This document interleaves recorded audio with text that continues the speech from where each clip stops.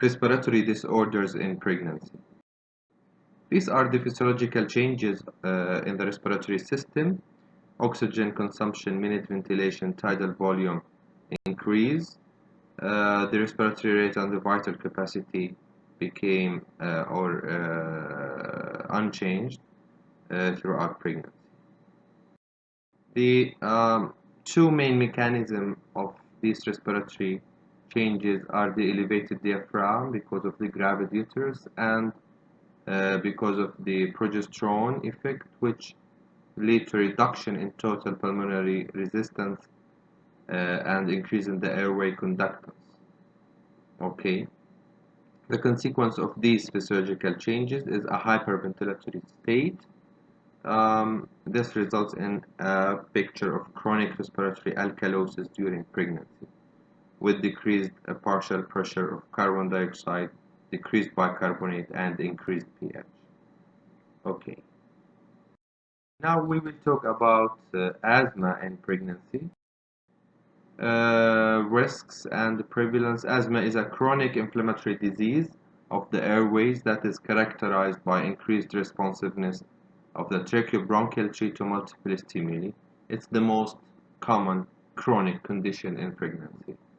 The disease is episodic, characterized by acute exacerbation alternating with symptom-free periods.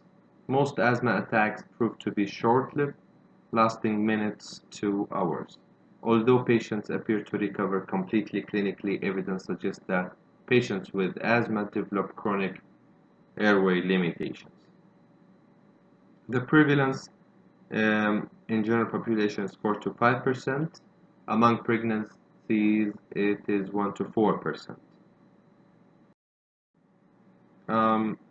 Although women with mild asthma are unlikely to have problems, patients with severe asthma are at greater risk of deterioration. The deterioration risk is highest in the last portion of a pregnancy. In fact, severe and/or poorly controlled asthma has been associated with numerous adverse perinatal outcomes, including the following: preeclampsia, pregnancy-induced hypertension, preterm labor, premature birth, congenital anomalies, fetal growth restriction, low birth weight, and neonatal hypoglycemia, seizures, tachypnea, neonatal intensive care unit admission. This risk of giving birth to a small or preterm infant appears to be small and being minimized by good asthma control. Asthma can lead to the following morbidities in pregnant women: respiratory failure, barotrauma such as pneumothorax, complications of parenteral steroid use, and death can happen in very rare cases. Differential diagnosis: other causes of airway obstruction, amniotic fluid embolism, congestive heart failure secondary to peripartum cardiomyopathy, and the physiological dyspnea of asthma of pregnancy. Examinations or history first: cough, shortness of breath, chest tightness, blah blah blah. These all are found in pregnant and non-pregnant patients. Physical exam also, we know what is the findings in patients with asthma: tachypnea, retractions, agitations, pulsus paradoxus, and on auscultation, diffuse wheezes, rhonchi, bronchovesicular sounds, expiratory phase of respiration equal to or more prominent than the inspiratory phase. This is the bronchovesicular breathing. The causes are multiple causes for asthma: allergens, irritants, medical conditions like viral infections, drugs and chemicals, exercise, cold air, menses, emotional stress. Blood work, we can do the CBC, assess if we have leukocytosis. The infection may be a precipitating factor. Arterial blood gas, ABGs, to rule out acidosis, respiratory failure, and respiratory acidosis. Blood cultures may help to diagnose some cases of pneumonias, although chest X-ray and CT scan can diagnose these, but it is of somehow limited use in pregnancy. Chest radiography, as we mentioned, we can use the chest X-ray in pregnancy with abdominal shield. It also can help to rule out some coexisting conditions like pneumonia, barotrauma, like pneumothorax, etc. But we don't have a specific findings for bronchial asthma on chest X-ray. Pulmonary function test, of course, we have decreased the peak expiratory flow rate and forced expiratory volume in first second. Mild reduction in the forced vital capacity, increase in residual volume, functional residual capacity, and total lung capacity. Patients with asthma usually demonstrate greater than 15% increase in forced expiratory volume in first second when treated with bronchodilators. This is a diagnostic, by the way, for the bronchial asthma. If we have greater than 15% increase in FEV1, this goes more with the use of bronchodilators. This goes more with bronchial asthma. Anti-asthma drugs, we have a lot of medications. Beta adrenergic agonist is the mainstay of treatment, especially for the mild cases. Moderate or persistent asthma, a beta blocker or beta adrenergic agonist, beta adrenergic agonist is combined with inhaled anti-inflammatory agent or inhaled corticosteroid. In severe cases, we may use oral corticosteroids and beta agonist parenterally. Corticosteroids relatively safe in pregnancy, especially the inhaled corticosteroids.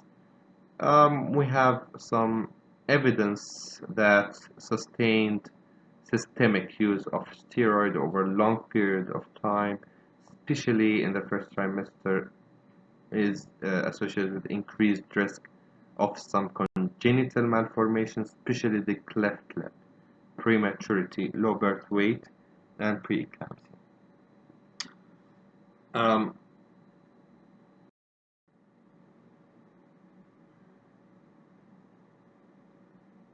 Treatment in emergency department, if we have a mild exacerbation, we may use the bronchodilator therapy and in some cases steroid. Special attention must be given to pregnant patients who present with severe asthmatic exacerbation because of maternal hypoxia can have a devastating consequences on the fetus. We should have a low threshold for intubation, especially if we have hypoxemia despite oxygen, increasing carbon dioxide retention, persistent altered level of consciousness, or hemodynamic instability. The key to treating asthma in the pregnant patient is to frequently assess the patient and assessment of the severity of the attack. Okay. Fetal monitoring becomes very important after 20 weeks of gestation in severe cases because we may have some effects on the baby. Less than 1% require mechanical ventilation. Asthmatic patients have higher complications from mechanical ventilation. Now we move on. Cystic fibrosis which is a lethal autosomal recessive disease resulting from mutations in the cystic fibrosis transmembrane regulator. Mutations in the cystic fibrosis transmembrane regulator gene interfere with epithelial ion transport, primarily affecting organs of epithelial origin, lungs, pancreas, intestines, and reproductive tract. Children and young adults are predominantly affected. Death is mainly the result of respiratory failure, a consequence of progressive lung damage resulting from lung inflammation and infection. It's the most common autosomal recessive disorder among Caucasians.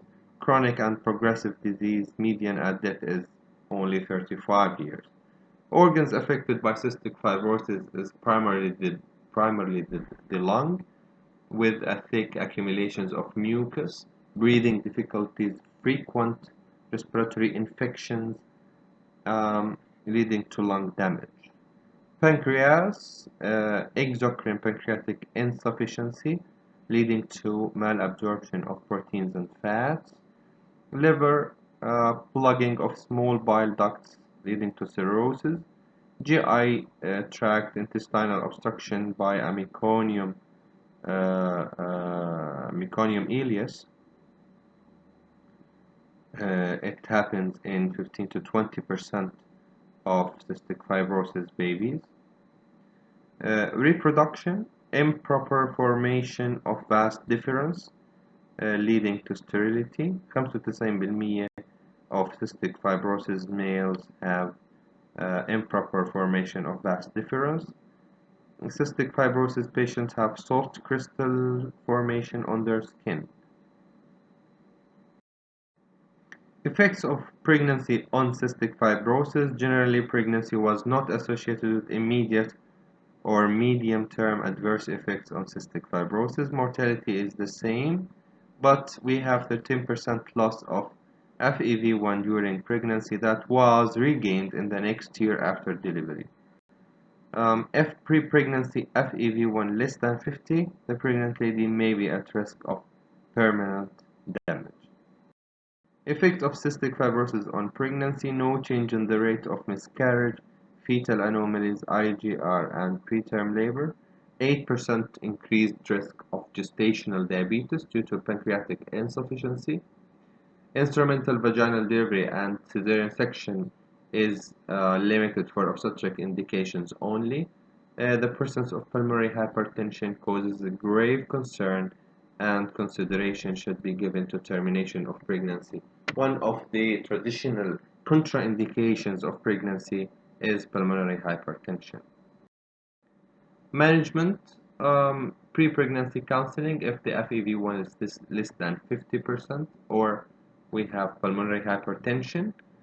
طبعا pre-pregnancy counseling against pregnancy احنا بنحكي. Prenatal screening,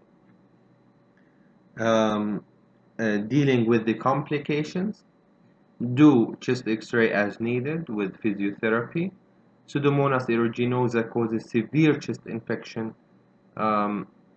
commonly happening in patients with cystic fibrosis, so we should be aware of this and we should detect it as early as possible. Pancreatic enzymes should be maintained. Avoid general anesthesia if CS is needed, طبعا for the risk of infection, pulmonary infection O2 mask in the first and second stage of labor. Exhaustion should be avoided by instrumental vaginal delivery. We should shorten as much as we can the second stage of labor. Avoid prolonged Valsalva maneuvers because it may precipitate pneumothorax.